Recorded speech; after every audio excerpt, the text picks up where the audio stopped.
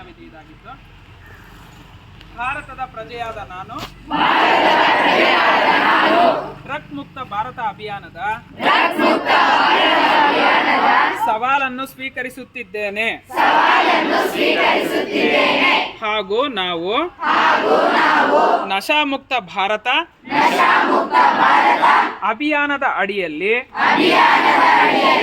ಒಟ್ಟಾಗಿ ಶ್ರಮಿಸಲು ಪ್ರಯತ್ನಿಸುತ್ತೇವೆ. ಭಾರತವನ್ನು ಮಾದಕ ವಸ್ತು ಮುಕ್ತ ದೇಶ ಮಾಡುವ ಕಾರ್ಯ ಸಮುದಾಯ, ಕುಟುಂಬ, ಸ್ನೇಹಿತರು ಮಾತ್ರವಲ್ಲ ನಮ್ಮಿಂದಲೇ ಪ್ರಾರಂಭವಾಗಬೇಕು. ಮುಂದುವರೆದು ನಾವೆಲ್ಲರೂ ಕರ್ನಾಟಕವನ್ನು ನಶಾಮುಕ್ತ ರಾಜ್ಯವನ್ನಾಗಿ ಮಾಡಲು ದೃಢ ಸಂಕಲ್ಪ ಮಾಡೋಣ. ನನ್ನ ಸಾಮರ್ಥ್ಯಕ್ಕೆ